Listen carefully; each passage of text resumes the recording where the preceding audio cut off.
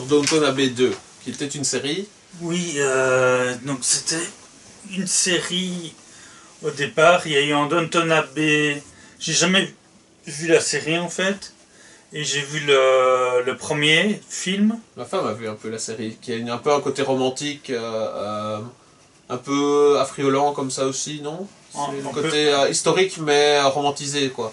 Un peu cucu quand même. Ouais, c'est ça. Ouais, mais en fait, donc j'avais vu le premier film. Et je m'étais plutôt fait chier, quoi. Ouais. Tu parlais de quoi? Du côté des mœurs des aristocrates et des... En fait, c'est le château Downton Abbey qui recevait des gens de la royauté, en fait. Très bien. Et comment ils étaient éberlués par ça, comment ils faisaient pour s'occuper d'eux et tout ça. Ok. Et le deuxième film, quel est le deuxième, franchement, j'ai bien aimé.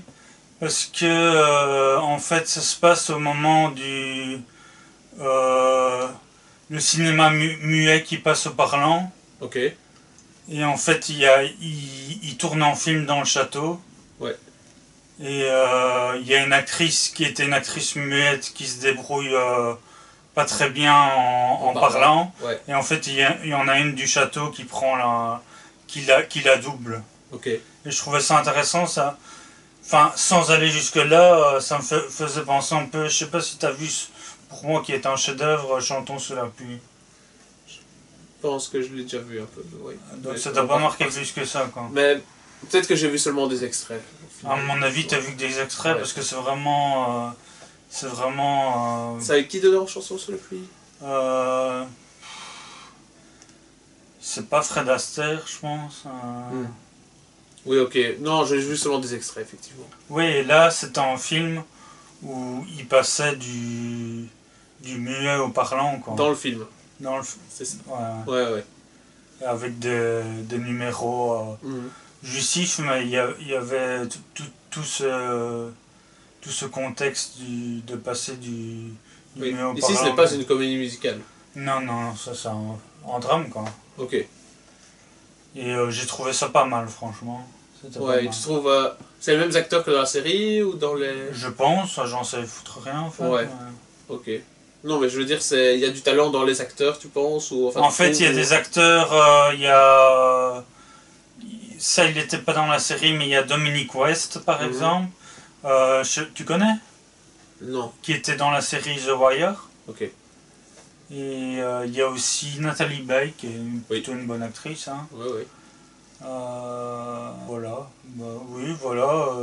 Donc, est-ce que tu le recommanderais ou plutôt, tiens, pour certaines personnes? Ceux qui ont envie de voir à quoi ça ressemble Downton Abbey, je conseillerais plutôt le deuxième, quoi.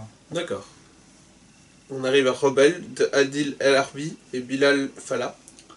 Oui, là c'est un film pour moi qui est un peu à prendre avec des pincettes, quoi. Ouais. Parce que je trouve que c'est un bon film, mais assez maladroit, je veux dire. Ok. Parce qu'en fait c'est un film sur Daesh, hein. Ouais. Et en fait c'est un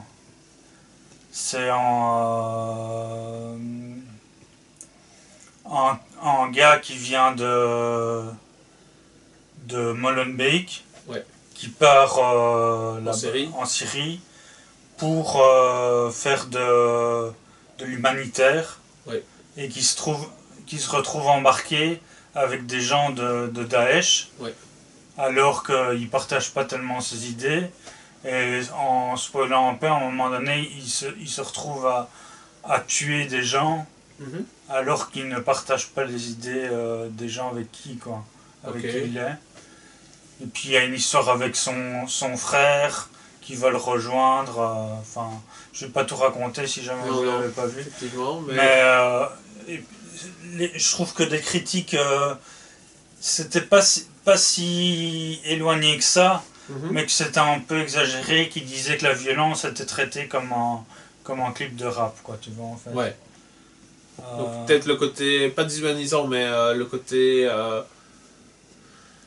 justification ou banalisation de scènes de guerre horribles ou de choses comme ça, quoi, qui sont mises comme alors que c'est du réel, quoi. Ça parle d'événements relativement, enfin de situations qui auraient pu être récentes et relativement réelles Mais je trouve que, comme je te dis, que c'est mis en action, peut-être trop... C'est un peu maladroit, quoi. Ok, ouais. Et en fait, c'est deux réalisateurs belges, d'origine marocaine, que j'aime plutôt assez. J'avais aimé Black, qu'ils ont fait. Je sais pas si tu l'as vu, mais t'en as entendu parler. Pas de sœur aussi, qui était pas mal. Et puis, donc, ils sont partis aux États-Unis faire Bad Boys 3, que j'aime nettement moins. Et en fait, ils ont tourné en Bad Girl. Oui. Qui ne sortira pas, quoi. Ouais, c'est ça. Voilà. Donc des réalisateurs que j'aime plutôt, mais à mon avis ils sont peut-être un peu plantés sur ce film-là, quoi. Oui, même si c'est ça, c'est pas un sujet facile à traiter non plus, quoi. Ouais, voilà. Okay. Top Gun Maverick de Joseph Kosinski. Bah, à mon avis, si on veut le voir, c'est bien de le voir au cinéma, quoi. Ouais. C'est du spectacle, là, c'est du gros spectacle, c'est du patriotique et c'est du Tom Cruise, quoi. C'est un peu faire revivre le film culte des années 90, c'est ça? Je crois que c'est même... Années 80, carrément? Début 90, plutôt. Ouais.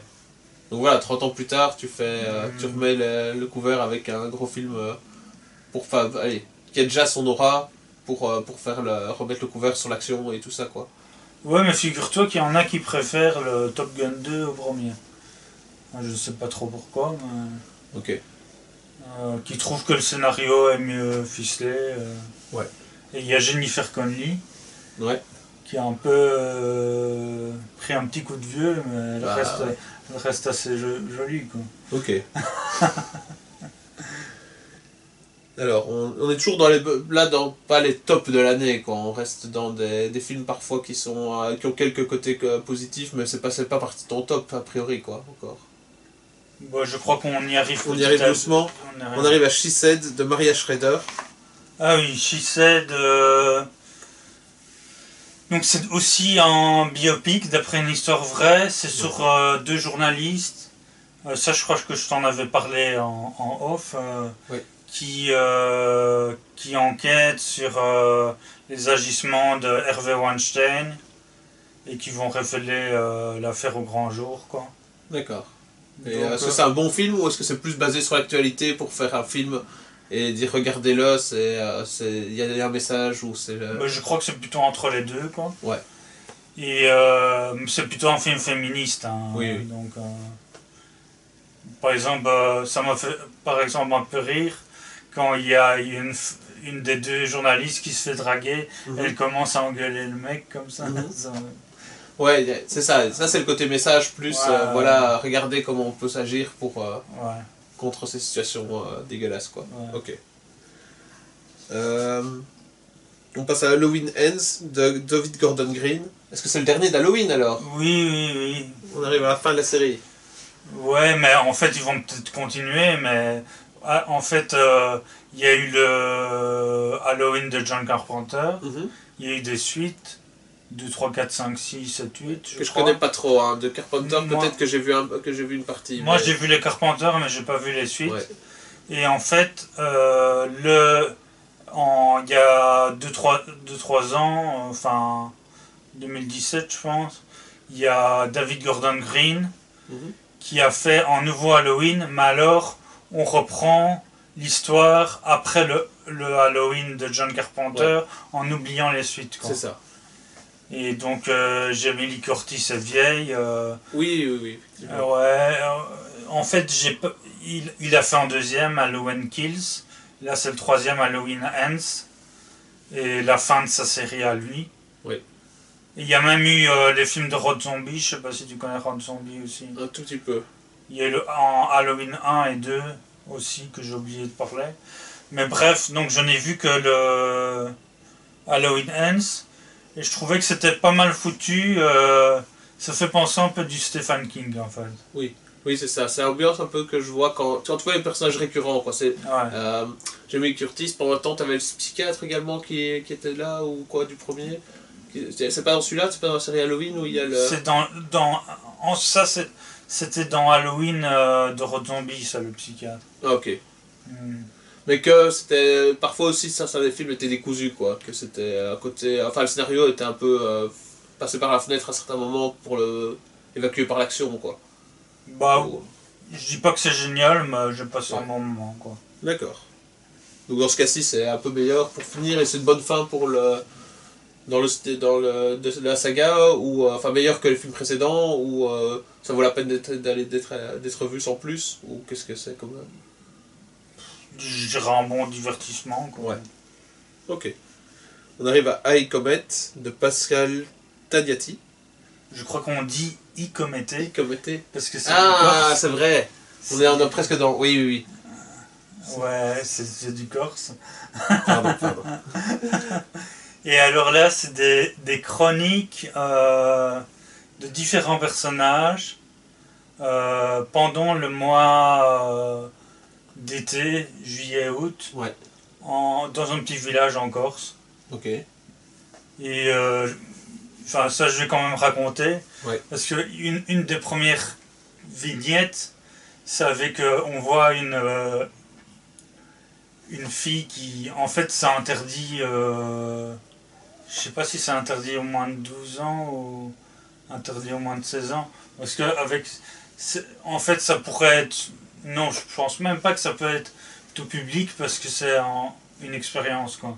Ouais. Mais donc cette vignette là, c'était avec une femme nue, une jeune, qui se touche, et tu comprends qu'elle se touche pour la caméra, quoi. Ouais.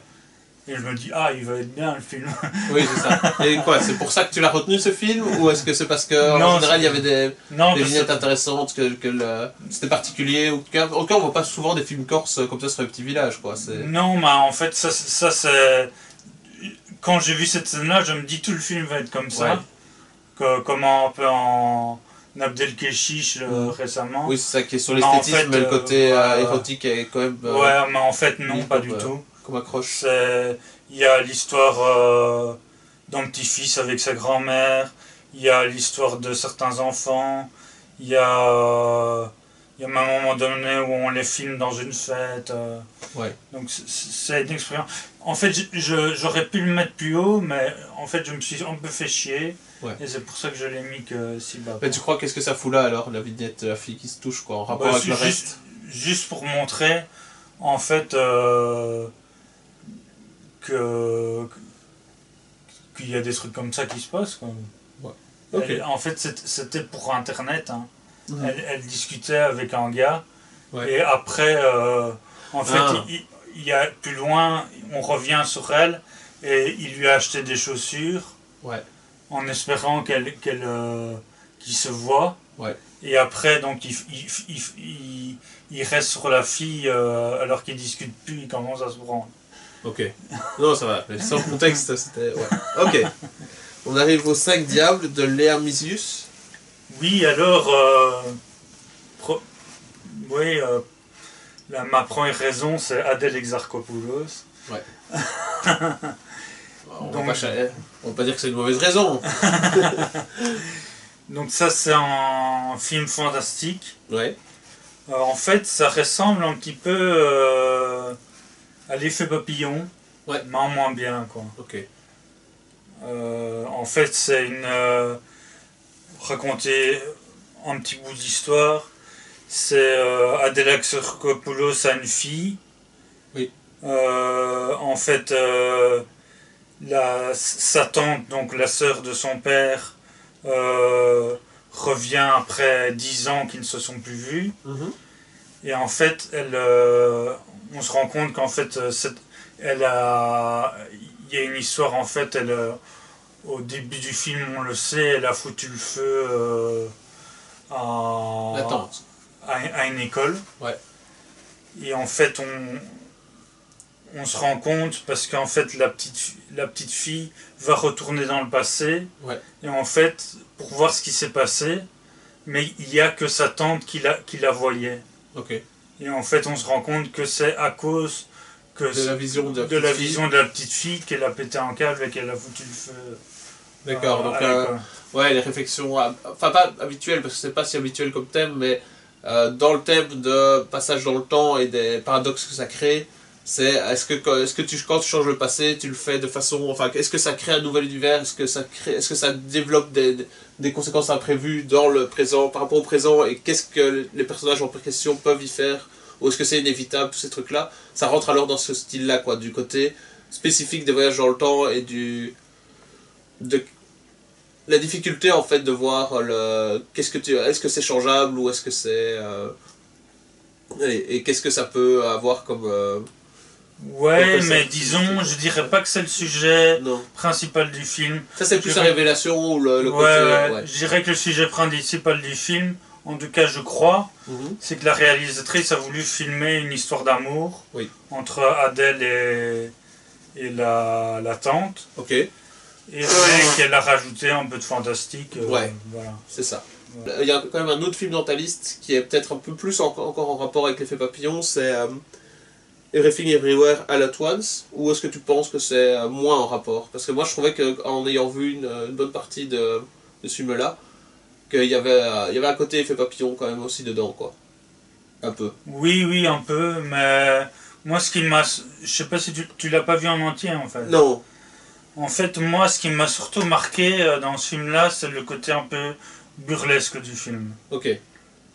Tu sais, à un moment donné, je sais pas si tu as vu cette scène-là, elle se retrouve dans une réalité parallèle où en fait ils ont des doigts saucisses. Ouais, voilà.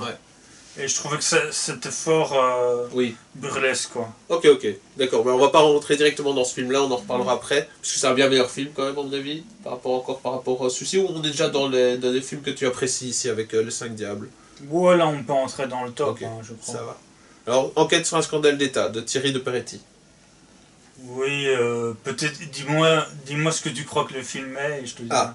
Ben, je pense Enquête sur un scandale d'État, on en avait un tout petit peu parlé quand même, mais bon, en général, quand c'est des films français comme ça, ce sont des bons films, assez sérieux, mais qui sont sur un peu pour le côté, pour mettre en valeur, enfin pas mettre en valeur, pour révéler un peu quelque chose et pour parler de problèmes dans les systèmes, dans les liens de pouvoir, parfois un peu policiers aussi, de difficultés de mise en cause de personnes puissantes à la française, et qu'en général ce sont plutôt des bons films, parfois même des films vraiment bien, mais que le sujet en fait est, je vais pas dire, que c'est difficile d'en faire quelque chose, de mettre de côté, c'est soit artistique, mais tu sais que ça ne donnera rien, c'est un fait divers quoi en gros, qui est exacerbé quoi pour le truc là, ça donne cette impression là en tout cas, et que c'est pas si important que ça en réalité, ça n'a pas eu des vraies conséquences des conséquences si grandes dans le monde réel, soit que ça a un côté trop documentaire si ça veut vraiment être extrêmement exact dans ce que ça veut dire,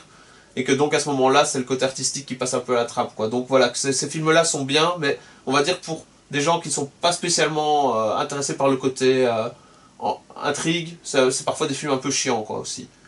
Donc voilà, je trouve qu'ils sont donc quand c'est trop documentaire c'est chiant, et quand c'est trop artistique ça se dégage un peu de la réalité, et parfois ça prend peut-être pas trop de liberté, mais en tout cas ça met comme si c'était vraiment l'affaire du siècle, alors qu'en fait il y en a eu des dizaines d'autres, et que c'est peut-être pas de cette façon-là qu'il y a moyen de mettre ça au mieux quoi. Mais voilà, c'est ce que ça m'évoque. Donc c'est bien un film français. C'est bien un film français. C'est avec Roche Dizem. En fait, c'est d'après une histoire vraie. Ouais. En fait, c'est un mec qui renseigne l'État français par rapport au trafic de drogue. Ouais. Et en fait, Roche Dizem joue le rôle principal, joue le rôle de l'informateur. Et au départ, c'était prévu que ce soit Vincent Lindon. Ok. Mais en fait, il a rencontré le vrai informateur, enfin la vraie personne. Ouais. Et il s'attendait pas du tout à avoir un personnage aussi, entre guillemets, banal. Il s'attendait vraiment à avoir quelqu'un ou en couleur, ou quelqu'un très charismatique. Ouais, donc du coup, il a préféré jouer un autre rôle. Okay. Un rôle plus secondaire, qui est le rôle du policier corrompu entre guillemets, parce qu'en fait il fait plutôt bien son boulot. Ouais. Et c'est plutôt, comme ils le disent à la fin, c'est le système qui est corrompu, plutôt vraiment des personnes vraiment.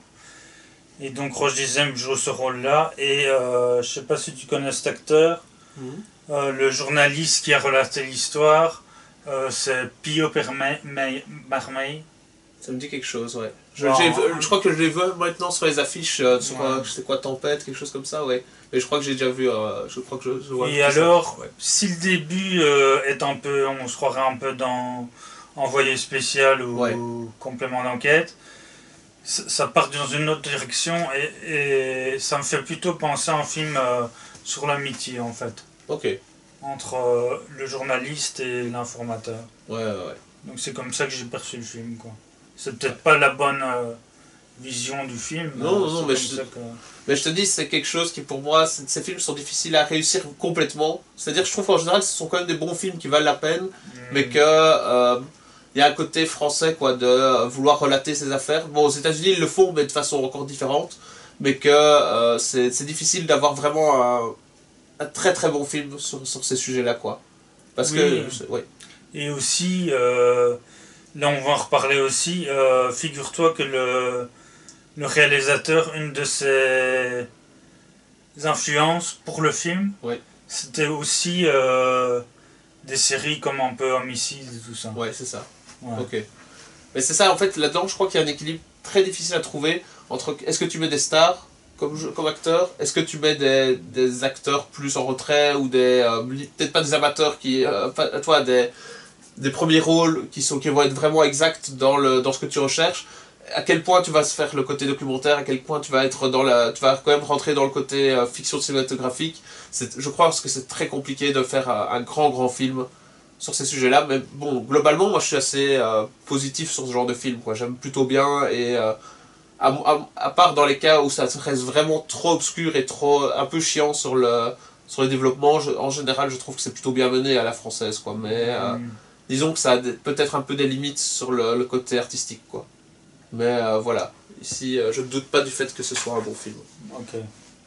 Nope, de Jordan Peele. Oui, en fait, moi j'ai vu au cinéma et c'est un film où il y a vraiment des gens qui adorent ce film. Hein. En fait, je sais pas si tu sais, mais c'est un film du réalisateur de Get Out. Oui, que j'ai vu ça. Oui, mais là c'était une histoire fort axée sur le racisme. Oui. Tandis que celui-là, en fait, même si c'est avec des personnages principaux afro-américains, c'est pas du tout un film sur le racisme. C'est pas plus mal de changer quand même. Ouais, c'est juste un film fantastique. Ouais. Et donc moi quand je l'ai vu, j'ai trouvé ça bien, sans plus. Ok. Et j'ai lu pas mal de critiques où ils rapprochaient un peu le film de Spielberg et de Shyamalan. Ok. Et tu trouves pas que ça a une ampleur comme c'est fait dans le scénario? Je sais pas, il faudrait que je le revoie, quoi, en fait. Mais il faut dire que Spielberg, il y a certains films que je trouve bien, mais que la première fois, ça me semble assez banal, quoi. Okay. Donc c'est un peu l'effet que ça m'a fait de Nope, quoi. Parce que moi j'avais vu Get Out, et ça m'avait pas donné spécialement envie de regarder d'autres de Jordan Peele de ce genre-là, parce que je trouvais qu'il était pas... Sur l'enjeu racisme, c'était effectivement central dans Get Out, mais que c'était très américain, et que le côté fantastique de la chose n'était pas particulièrement génial, quoi. C'était pas spécialement ce qui était... J'avais pas été captivé, quoi. Okay. Donc le film n'était pas mauvais, mais que c'était pas ça. Et donc voilà, pour Nope, ça m'a pas spécialement... Mais c'est pas du tout la même chose. C'est pas du tout la même chose. Mais tu trouves qu'il est bien dans sa gestion du fantastique, que c'était intéressant, ou que c'était un peu comme dans Get Out, quoi, le même genre de ressort? Non, plutôt comme... je dirais, pour prendre un Spielberg, Rencontre du troisième type. Okay. Donc un film que, en le revoyant... Oui. Je trouve vraiment bien, mais que la première fois, ça m'a pas tellement marqué, quoi. Ouais. Donc du coup, j'ai peut-être envie de le revoir une fois, mais... Peut-être dans quelques mois pour voir un peu ce que tu en penses à ce moment-là. Si jamais je réévalue à la hausse le film, quoi.